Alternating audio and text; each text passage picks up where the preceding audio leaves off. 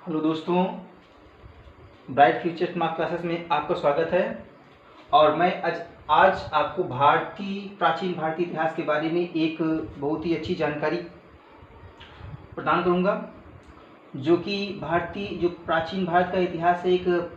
सबसे पहला वीडियो है और इसमें से जो अधिकतर बच्चे हैं बहुत सी गलतियां करते हैं, लेकिन ये वीडियो देखने के बाद में आप कभी भी गलती नहीं करेंगे। इसमें ऐसे प्रश्नों का समावेश किया गया है जो एकदम शॉर्ट तरीके से आपको पूरी जानकारी यानी विधिवत जानकारी आपको दी जाएगी। इससे इतर कहीं भी क्वेश्चन नहीं पूछा जाएगा। तो आप ध्यान से इस वीडियो को देखिए और उसके पश्चात में आप जो भी आपकी समस्याएं हों, जो त्रुटियां हमसे हुई हैं, वो भी आप इस कमेंट के माध्यम से सेंड कर सकते हैं। तो बिना समय गंवाते हुए हम प्रारंभ करते हैं। और ये हमारा जो चैनल है ब्राइट फ्यूचर स्मार्ट क्लासेस है, जिसके माध्यम से आपको प्रत्येक विषय की अच्छी वीडियो प्रोवाइड कराई जाएंगी। तो हमारा चैनल आप सब्सक्राइब कर लीजिए। प्रारंभ करते हैं। तो सबसे पहले जो आपको जानकारी दी गई है, इससे पहले की कहानी थोड़ा सा आपको समझना है, उसके पश्चात में ये फिर बताएंगे। तो अगर पूछा जाए प्राचीन भारत का जो इतिहास है उसको कितने कालखंडों में बांटा गया है, तो कितने कालखंडों में बांटा गया? 3 कालखंडों में। पहला प्रागैतिहासिक काल, ऐतिहासिक काल और ऐतिहासिक काल। तो दोस्तों, अगर आपको पूछा जाएगा कि और आपको जानकारी भी होनी चाहिए कि प्राचीन भारत इतिहास को कितने भागों में बांटा गया, तो 3 भागों में बांटा गया है। प्रागैतिहासिक काल, ऐतिहासिक काल और ऐतिहासिक काल। अब ये जो 3 बांटे गए भाग, इसको किसने बांटा? सबसे बड़ी ये जो समझना बहुत ही आवश्यक है कि इन जो तीनों खंडों को किसने बांटा। तो एक पुरातत्वविद जो विद थे, जे थॉमसन जी थे। इन्होंने एक संग्रहालय बना हुआ है कोपेनहेगन जो डेनमार्क में एक संग्रहालय बना हुआ है। वहां पर थॉमसन जी ने जो वस्तुएं वहां से जो मिली, उनके आधार पर उन्होंने कहा कि जो प्राचीन जो भारत का इतिहास है वो 3 भागों पर इन्होंने डिपेंड कर दिया, 3 भागों में उनको बांट दिया। पहला प्रागैतिहासिक काल, फिर ऐतिहासिक काल और फिर ऐतिहासिक काल। 3 भागों में बांट दिया। किसने बांटा था? थॉमसन ने। तो पहला क्वेश्चन ये इंपॉर्टेंट हो गया कि भारतीय इतिहास को, जो प्राचीन भारतीय इतिहास है, उसको कितने कालखंडों में बांटा गया? तो कितने कालखंडों में बांटा गया? 3 कालखंडों में। किसने बांटा? जे थॉमसन ने। जे थॉमसन कौन थे? एक पुरातत्वविद थे। ठीक है। तो ये 3 क्वेश्चन इस प्रकार से क्वेश्चन आपके कंप्लीट हुए। इसी प्रकार से आपको यहाँ पर लगभग 100 क्वेश्चन कंप्लीट करवाए जाएंगे और ये 100 क्वेश्चन आपके एग्जाम के लिए बहुत ही इंपॉर्टेंट है। तो आप हमारे साथ में बने रहिए और जो भी बताया जा रहा है उसको ध्यान से आप सुनिए। तो सबसे पहले हम थोड़ी कहानी के माध्यम से इससे पहले की कहानी बता सकते हैं। तो इसमें क्या हुआ कि जो सबसे पहले जो इसके साक्ष्य प्राप्त हुए, यानी जो ऐतिहासिक काल के जो साक्ष्य प्राप्त हुए, यानी जो प्राचीन भारतीय जो इतिहास है, इससे साक्ष्य प्राप्त हुए, उसको सबसे पहले जो स्टार्ट किया था चार्ल्स मैसन ने स्टार्ट किया था। किसने स्टार्ट किया था? चार्ल्स मैसन ने। कब स्टार्ट किया था? 1826 ईस्वी में इन्होंने सबसे पहले भारत में आए और इन्होंने सबसे पहले इस कार्य को प्राथमिकता दी। और उन्होंने बट उस समय के जो भारत के गवर्नर जनरल थे, कौन थे? लॉर्ड एम्सहर्स्ट। जो गवर्नर जनरल थे, उन्होंने इस जो खोजों पर या फिर इन चीजों पर ज्यादा तवज्जो नहीं दिया, यानी कहने का ऐसे इन पर ज्यादा ध्यान नहीं दिया, जिसके कारण वो जो चार्ल्स मैसन थे उन्होंने ज्यादा रुचि नहीं दिखाई और वो वापस चले गए। इसके पश्चात में सन 1861 ईस्वी में, दोस्तों याद रखेंगे कब, कौन सा सन था? 1861 ईस्वी में। 1861 ईस्वी में भारत में जो वायसराय, इस समय वायसराय का पद चल रहा था। और वायसराय कौन से तो थे उस समय दोस्त? यानी जब जो हमारा देश में जो 1857 की क्रांति आई, उसके पश्चात में यानी जो वायसराय, न्यू वायसराय बनाए गए, वो कौन बनाए गए थे? वो बनाए गए लॉर्ड कैनिंग। कौन बनाए गए थे? Lord Canning. तो याद रखेंगे दोस्तों, लॉर्ड कैनिंग थे वो, लॉर्ड कैनिंग। तो ये जो लॉर्ड कैनिंग थे, ये प्रथम भारत के गवर्नर जनरल थे तथा प्रथम वायसराय थे लॉर्ड कैनिंग, और जो अंतिम भारत के गवर्नर जनरल थे तो ये कौन थे? Lord Canning. इन्हीं के जो वायसराय थे, इन्हीं की देखरेख में एक विभाग की स्थापना की गई और जिसका नाम था जो भारतीय पुरातत्व विभाग। कौन सा था? भारतीय पुरातत्व विभाग की स्थापना की गई। तो इस स्थापना जो की गई वो कब की गई? 1861 में। दोस्तों याद रखेंगे, अधिकतर क्वेश्चन ये आता है कि भारत में जो पुरातत्व विभाग की स्थापना कब की गई? तो कब की गई? 1861 में। किसने की? तो वो थे अलेक्जेंडर कनिंघम। कौन थे? Alexander Cunningham. इनको भारत का जो भारतीय पुरातत्व विभाग के जनक के रूप में भी जाना जाता है। किसको? अलेक्जेंडर कनिंघम को। तो ये भी याद रखना। सबसे पहले कौन से, यानी थॉमसन ने इनको 3 भागों में बांट दिया। उसके पश्चात में जो भारत में जब कार्य प्रारंभ हुआ तो किसके काल में प्रारंभ हुआ? एक वायसराय थे लॉर्ड कैनिंग के, वायसराय भी थे और अंतिम भारत के गवर्नर जनरल भी थे।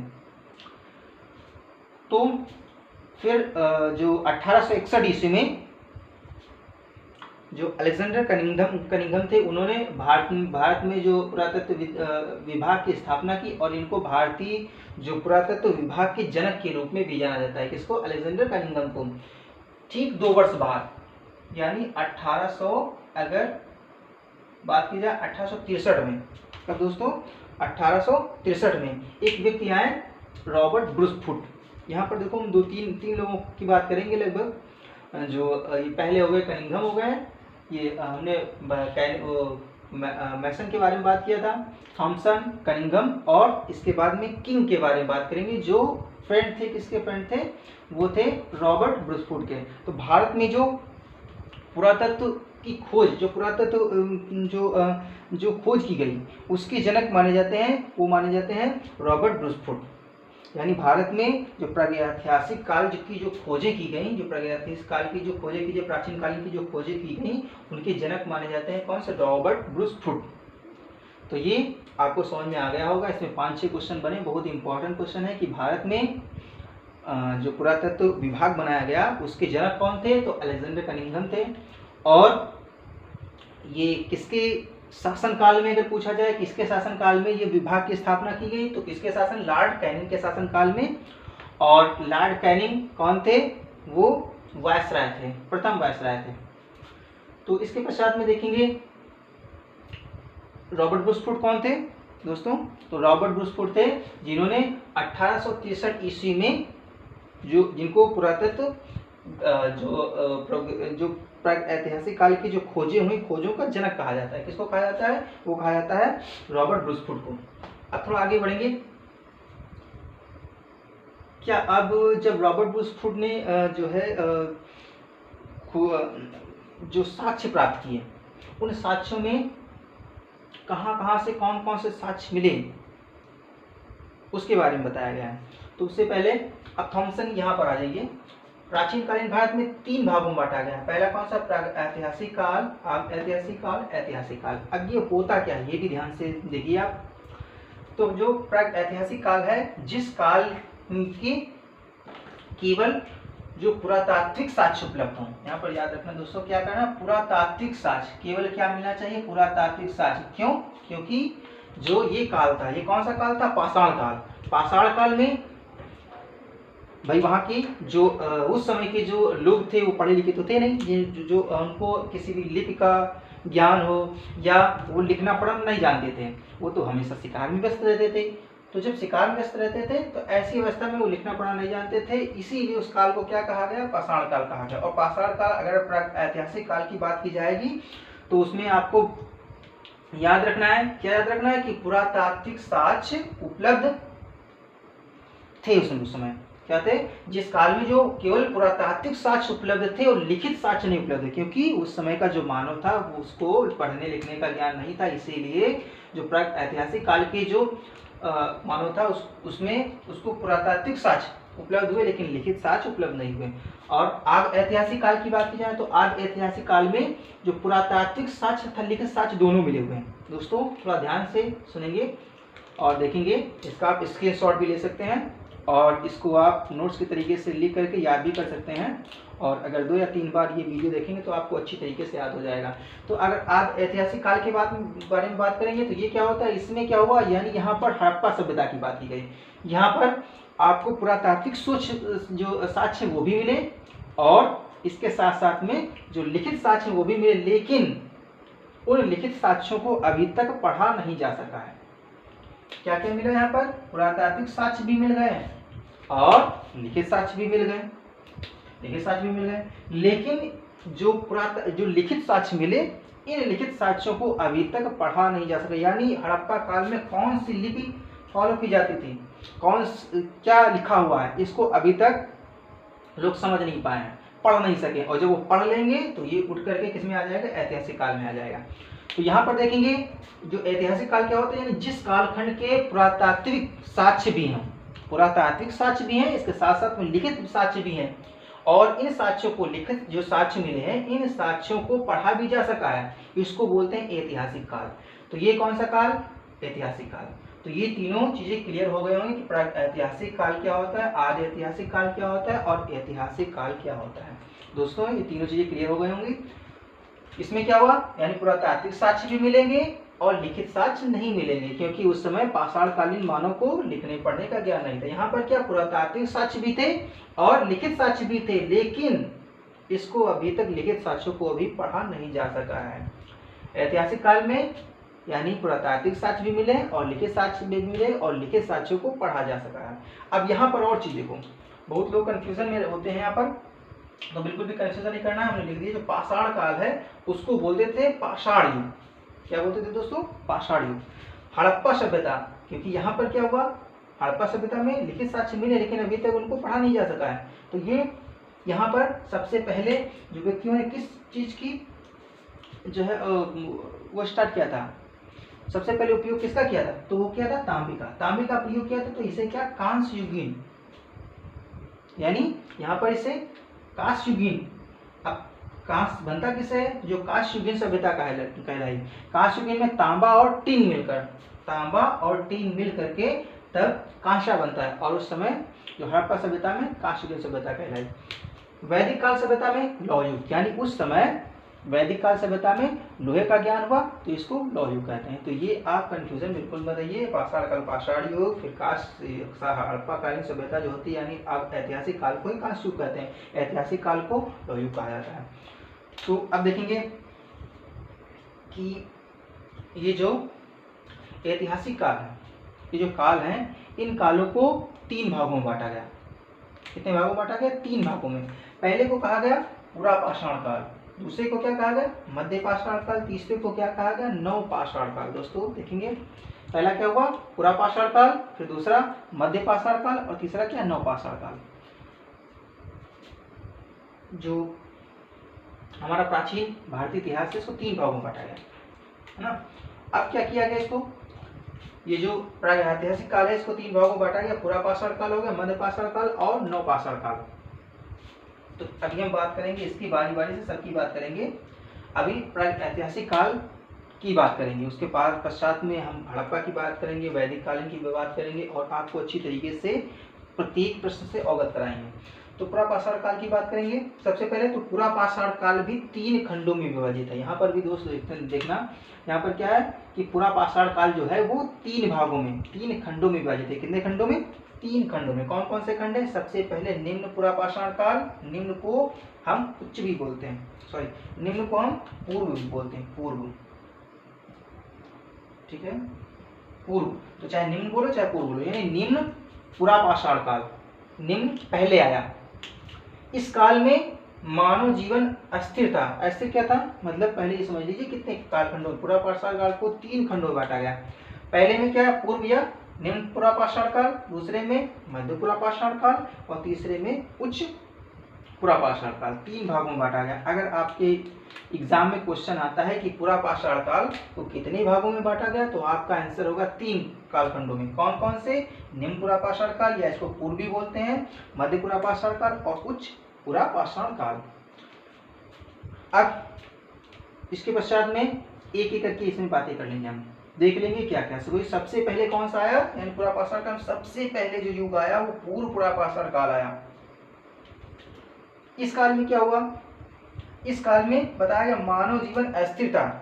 जो मानव का जीवन था वो अस्थिर था। अस्थिर में से होता है यानी जो मानव थे वो एक स्थान पर नहीं रुकते थे, वो भोजन के लिए इधर उधर भटकते रहते थे, और जहाँ पर उनको जानवर और पक्षी या पेड़ पौधे अधिक होते थे वहाँ पर वो रुकते थे और वहीं पर अपना भोजन प्राप्त करते थे। तो मानव का जीवन कैसा था यहाँ पर इस काल में मानव जीवन कैसा था, अस्थिर था, याद रखना अस्थिर था। और ये जो मानव थे करते क्या थे, तो वो करते थे शिकार। क्या करते थे, शिकार। और शिकार करने के पश्चात में क्या करते, भोजन का करते थे संग्रहण। याद रखना तीन चीजें कि निम्न और पाषाण काल में लोगों का जीवन जो अस्थिर था यानी वो एक स्थान पर नहीं रहते थे, जहाँ पर उनको अधिक जानवर अधिक पेड़ पौधे मिलते थे वहाँ पर वो रहना प्रारंभ कर देते थे और वहीं पर क्या करते थे, शिकार करते थे। और शिकार करने के पश्चात में वो क्या करते थे, भोजन का संग्रहण करते थे यानी भोजन को इकट्ठा करते थे। इकट्ठा करने के पश्चात में इस काल में जो शिकार करते थे वो कैसे शिकार करते थे उस समय, तो उस समय और कुछ तो था नहीं, तो पत्थर थे। पत्थर के उपकरणों को कहा था हैंड एक्स। हैंड एक्स जो पत्थरों का उपयोग किया जाता था, तो इसमें हैंड एक्स का उपकरण का प्रयोग किया जाता था। ठीक है, फिर ये देखो दूसरा क्या है, मध्य पुरा पाषाण काल। मध्य पुरा पाषाण काल, यहाँ क्या हुआ, यहाँ क्या परिवर्तन आया, तो यहाँ जब थोड़ा टाइम यहाँ पर बीता तो जो यहाँ के लोग थे ये भी क्या शिकार करना छोड़ देंगे, नहीं वो शिकारी ही थे, क्योंकि अभी इतना उनका माइंड डेवलप नहीं हुआ था। तो कैसे थे, पूरा मध्य पुरा पाषाण काल के लोग कैसे थे, शिकारी थे, आखेटक थे, और वो भी क्या थे, खाद्य संग्राहक थे, यानी खाद्य यानी खाने को जुटाते थे, एकत्रित करते थे। और उनको पशुपालन का ज्ञान नहीं था अभी उनको, क्योंकि पशुपालन का ज्ञान नहीं था, यानी कहने का ऐसा वो देखते थे और जानवरों को मार देते थे, तो पशुपालन का ज्ञान अभी उन्हें नहीं था। आग से परिचित थे, यानी उनको आग का ज्ञान था, लेकिन आग का प्रयोग का ज्ञान नहीं था, किस प्रकार से प्रयोग किया करें। तो अगर क्वेश्चन आता है आपके पास, अधिकतर क्वेश्चन पूछे भी जाते हैं और इसमें बच्चे कंफ्यूजन में भी होते हैं। तो अगर पूछा जाए पुरा पाषाण काल यानी कहने का है आग की जानकारी कब प्राप्त हुई, तो पुरा पाषाण काल में, लेकिन प्रयोग की जानकारी किस प्रकार से आग का प्रयोग किया जाए उसकी जानकारी नवपाषाण काल में प्राप्त हुई। तो ये क्या थे, 3 पॉइंट, शिकारी थे, खाद्य संग्राहक थे, पशुपालक। अभी पशुपालन का उन्हें ज्ञान नहीं था क्योंकि जानवरों को देखते ही मार देते थे, और आग से प्रचलित थे, यानी आग से वो परिचित थे, यानी आग को जानते थे आग क्या होती है, परंतु आग का उपयोग करना नहीं जानते थे। लेकिन आग जानते नहीं थे कि इसका क्या प्रयोग है।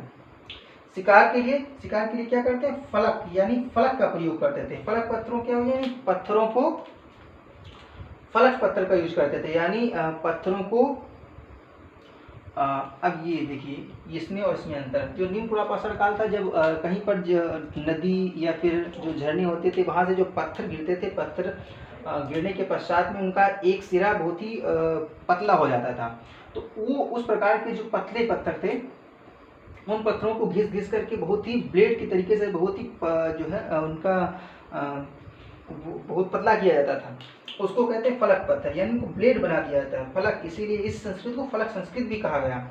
इसका स्केपर मिला हुआ है यहाँ पे, स्केपर यानी खुरचनी, यानी इस प्रकार से वो धारदार पत्थरों का प्रयोग करते थे। कहाँ पर, मध्य पुरा पाषाण काल में। फिर उच्च पुरा पाषाण काल में क्या हुआ, यहाँ पर देखेंगे उच्च पुरा पाषाण काल में जो मनुष्य का जीवन था उसी प्रकार से वो शिकारी जीवन निर्वाह करते थे। लेकिन यहाँ पर क्या नई चीज आई उच्च पुरा पाषाण काल में, यहाँ पर गुफाओं में रहना प्रारंभ कर दिया इन्होंने, गुफाओं में रहना प्रारंभ कर दिया, क्योंकि वो जिस जानवर को मारते थे वहां से कुछ ऐसे भी जानवर थे जो खुखार जानवर थे, तो उनसे बचने के लिए या फिर वो पेड़ों पर रहते थे, नहीं तो क्या करते थे गुफाओं में रहना उन्होंने प्रारंभ कर दिया। तो यहाँ पर एक नई चीज आई, कहाँ पर, उच्च पुरा पाषाण काल में लोगों ने क्या किया, गुफाओं में रहना प्रारंभ कर दिया।